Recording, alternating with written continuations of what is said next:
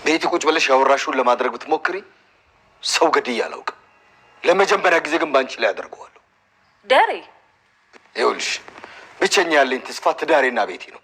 እዚህ ቤት በቆየሽና ወደ ሀሳብሽ በተጠጋሽ ቁጥር ወደ ሞትሽ እየቀረብሽ መሆንሽን እነግርሻለሁ። What does it mean? በደንብ ሰምቼሻለሁ። በደንብ ስሚ።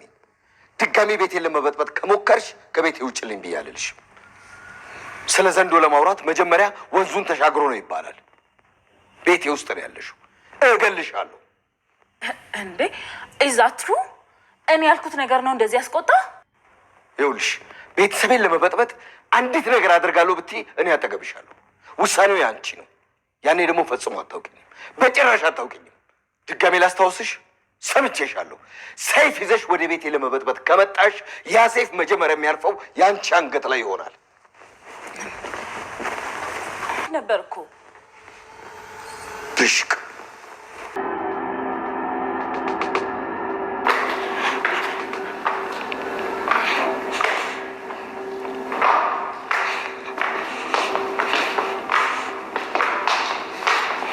እንዴ ወደ ትሄድሽ ነክስቲ? ዛሬ እዚህ ነው ማድረው። መቼም ያቺ ማትረባ ከዚህ በኋላ እዚህ ቤት አትመጣም አይደል? ቆይ የራስሽ ክፍልስ? የኔ ክፍልማ ትንሽ ይሞቃል። በዛ ላይ ደግሞ መስኮት ያለውን ፊት ለፊት ነው። እና እንዴት ነው የከፈትሽው? በምንም ክፍት ነበረ። ቆይ ግን ምን ነው ኤቢ? አይ ምንም።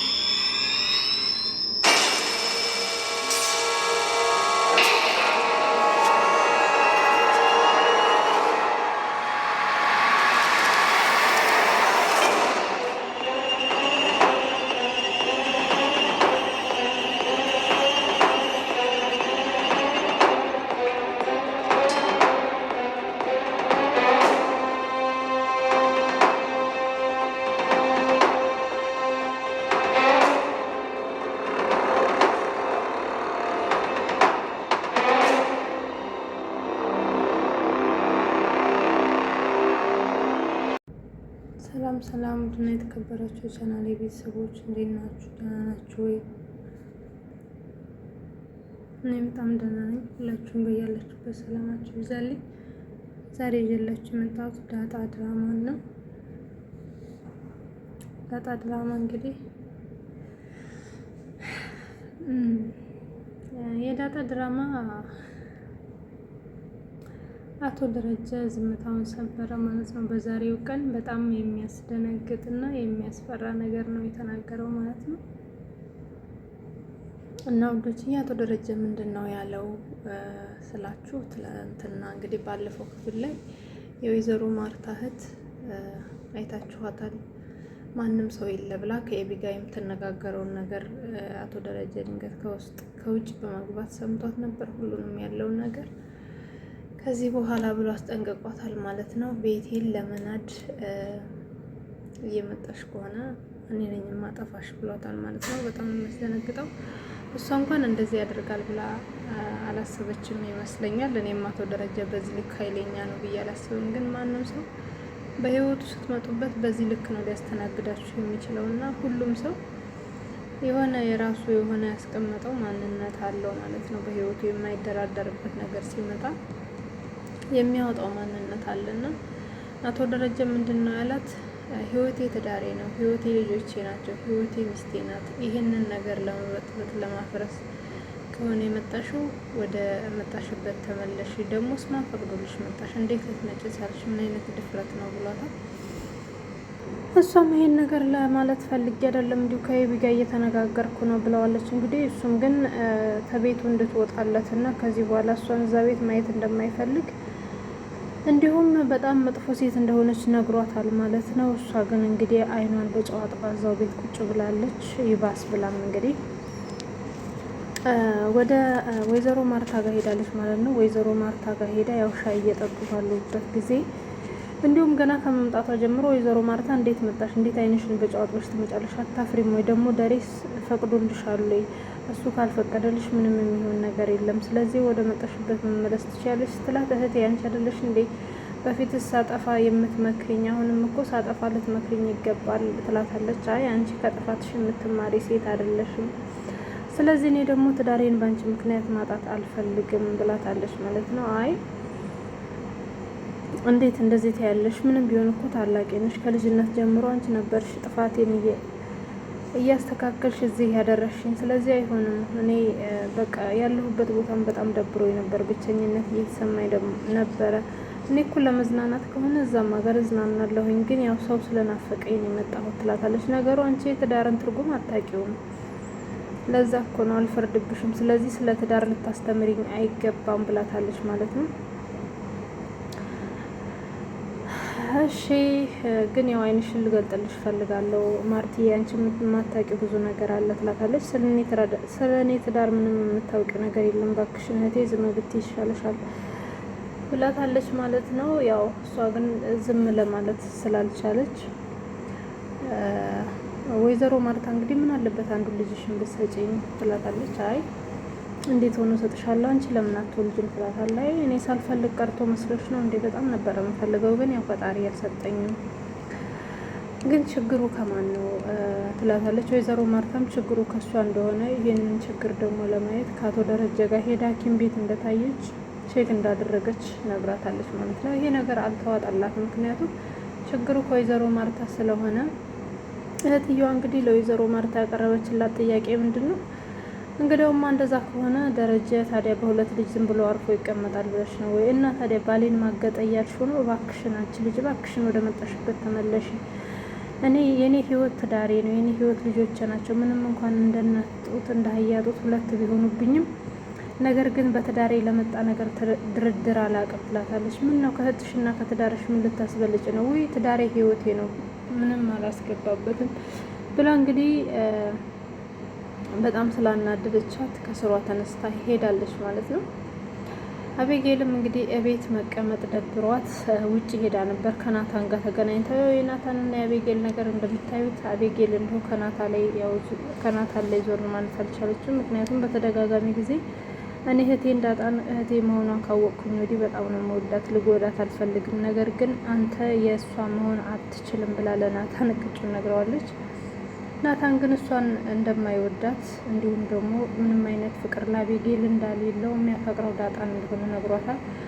ቢሆንም ግን የማይሆን ነገር እንደሆነ ነግራው ያው ወደ ቤት መመለስ እንደማትፈልግና ወደ አባቷ ቢሮ መሄድ እንደምትፈልግ ነግራው እንግዲህ ወደ አባቷ ቢሮ ሸኝቷታል ማለት ነው። አባቷ ቢሮ ሄዳ የተለያዩ ነገሮችን ጠይቀዋለች። እንዲሁም አባዬ የዳጣ እናት እነግርሻለሁ ብለኸኝ ነበረ፣ ደግሞ ለዳጣ እናቷ እንደነገርካት በእርግጠኝነት አውቃለሁኝ፣ ሰምቻለሁኝ። ስለዚህ ለእኔም ንገረኝ ማናት የዳጣ እናት ስትለው፣ እንዴ ለምንድን ነው አቤጌል የማይመለከትሽ ነገር ለምን ትጨነቂያለሽ?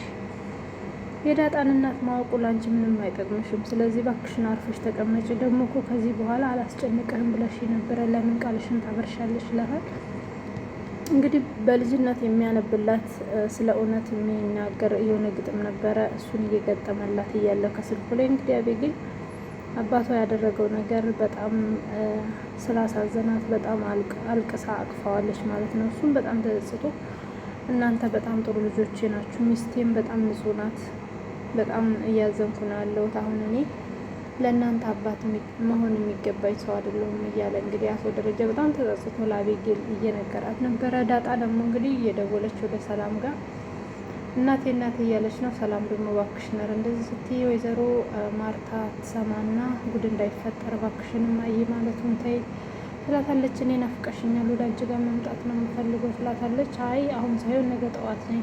እንግዲያው ግን እማዬ ለምንድን ነው እኔና አንቺ ለብቻችን የማንኖረው እያለች ነው እንግዲህ ዳጣ ያለችው። አሁን ዳጣ እያለች ያለችው ነገር በእርግጠኝነት እውነት የሚያስብል ነገር ነው። ምክንያቱም ወይዘሮ ማርታ ይሄንን ነገር አወቀች ማለት በጣም ከባድ ነው የሚሆነው። ሁለት ሰው ቤት ውስጥ እንግዲህ ያስባችሁታል። በጣም የምታምናቸውና በጣም በምታምኑትና በምታከብሩት እኔ እንጃ ከራሳችሁ በላይ በምታምኑት ሰው በዚህ ናህል መከዳት ማለት መሞት ነው። እውነት ለመናገር በጣም ከባድ ነው እና ለወይዘሮ ማርታ በተለይ አቶ ደረጀ ከማንም ይውለድ ብቻ ግን ያው ከሰላም ሲሆን ደግሞ በጣም ከባድ ነው የሚሆነው። ከእነሱ ጋር በጣም ረጅም ጊዜ አብራ ቆይታለች። እንደ እናት እንደ ልጅ እንደ ቤተሰብ ነው የሚያዋት። እሷ ዞራ ወይዘሮ ማርታ ላይ ይሄንን ነገር ማድረጓ እውነት ለወይዘሮ ማርታ በጣም ትልቅ አደጋ ነው ብዬ ነው የማስበው። እውነት ምን ትሆናለች ብዬ ራሱ በቃ ይሄ የወደፊት እንግዲህ ወደ 200 ምናምን ክፍል ላይ ይለቀቃል ብዬ አስባለሁኝ።